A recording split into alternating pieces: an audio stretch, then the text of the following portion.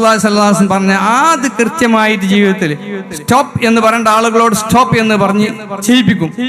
എന്നാൽ പറഞ്ഞിട്ട് നിർത്തേണ്ട കാര്യങ്ങളൊക്കെ ഉസ്താദ് പറഞ്ഞു നിർത്തും. അതിനൊന്നും സാധിക്കൂല എന്നുണ്ടെങ്കിൽ അതിനോട് ആ വെറുപ്പ് കൽബിലുണ്ടാകണം. ഈ വ്യക്തിനോടല്ല ഉണ്ടാകുന്നത്. ഞാനൊരിക്കൽ 1984 കാലഘട്ടത്തിലാണ് ബഹുമാനപ്പെട്ട ശൈഖുനാ അത്തിബർ ഉസ്താദ് ഞാൻ നിങ്ങൾ താമസിക്കുന്ന സ്ഥലത്തേക്ക് കയറി വന്നപ്പോ അവിടെ ഈ ചീട്ടുകളി നടക്കുക 28 പിന്നെ വേറെന്തൊക്കെ കളിയുണ്ട്, ചീട്ടിന്റെ കളി. ഞാനിപ്പോ ആ പേരൊക്കെ മറന്നുപോയി. അപ്പൊ ഞാനെങ്ങനെ അധികം കാണാൻ വേണ്ടി തൊള്ളിമൊളന്ന് നിൽക്കും ചിലപ്പോ. എന്നാലും നമ്മളെ കൂടുതലൊന്നുമില്ല. എന്നാൽ ഉസ്താദ് വന്നപ്പോ ഈ ആളുകളൊക്കെ എണീറ്റ് പോയി. അങ്ങോട്ടും പിന്നെ സൂര്യൻ മയക്കാറ് പോയ പോലെ അങ്ങോട്ടും കൊണ്ട് പോയി. അപ്പൊ എനിക്ക് ഇഷ്ടപ്പെട്ടില്ല ഇവർ ഉസ്താദിന്റെ മുന്നിൽ ഇങ്ങനെ കളിച്ചത്. ഞാൻ ഉസ്താദിനോട് അവരെ പറ്റി മോശമായിട്ടാണ് പരാമർശിച്ചത്. ഉസ്താദ് പറഞ്ഞ അങ്ങനെ പറയാൻ പാടില്ല. അവർക്കൊരു ഈമാനുണ്ട്.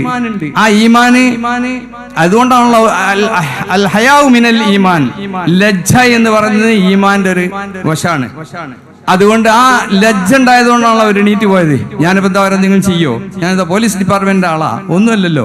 പിന്നെ അവരൊക്കെ എന്നെ കണ്ടപ്പോ എണീച്ച് പോയതാ, അവർക്കൊരു ലജ്ജ തോന്നി എന്നെ കണ്ടപ്പോ. അതാണ് ഈമാൻ.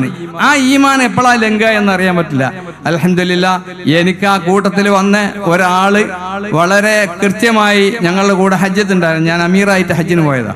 1048 ആളുണ്ട്. ആ കൂട്ടത്തിൽ ഈ കളിച്ച ഒരാളുണ്ടായിരുന്നു. അദ്ദേഹം വന്ന് ആ കൂട്ടത്തിൽ വന്ന ആളുകൾക്ക് മുഴുവൻ ഖിദ്മത്ത് ചെയ്തു. ഒരു കാലിന്റെ വിരല് അദ്ദേഹത്തിന്റെ അല്ലാഹു അദ്ദേഹത്തിന് മഗ്ഫിറത്തും റഹ്മത്തും നൽകട്ടെ, വഫാത്തായി പോയി. അദ്ദേഹത്തിന്റെ കാലിന്റെ ഒരു വിരല് ചവിട്ടിയിട്ട് തിരക്കിലൊക്കെ പെട്ടിട്ട്, അന്നൊക്കെ വന്ന തിരക്ക ഈ കാലത്തായിരുന്നില്ല. ഈ ഹജ്ജിനൊക്കെ ഭയങ്കര തിരക്ക. ഈ കാണുന്ന സംവിധാനം ഒന്നും അവിടെ ഇല്ല. കാലിന്റെ വിരല് പൊട്ടിപ്പോയി. എന്നിട്ട് ആ കാലിന്റെ വിരല് പൊട്ടിയ ഒരു മനുഷ്യന് പിന്നെ എന്തെങ്കിലും സാധിക്കുമോ? എന്നാൽ ആ ജനങ്ങൾക്കൊക്കെ കഞ്ഞി വെച്ച് കൊടുക്കുവാനും അറഫ മിനായിലൊക്കെ ഒരുപാട് സംവിധാനം ചെയ്ത്. അപ്പോഴാണ് ഞാൻ ഉസ്താദ് പറഞ്ഞ ആ ഈമാൻ എപ്പോഴാണ് ലംഘ എന്നാണ് ഉസ്താദിന്റെ ഭാഷ ഉണ്ടായത്. ആ ഈമാൻ അങ്ങനെ ലംഘ. അപ്പോൾ ഒരാളെ മോശമായിട്ട് പരാമർശിക്കാൻ പാടില്ല എന്നത് ശരിയാണെന്ന് എനിക്ക് എൻ്റെ ജീവിതത്തിൽ ബോധ്യപ്പെട്ടു.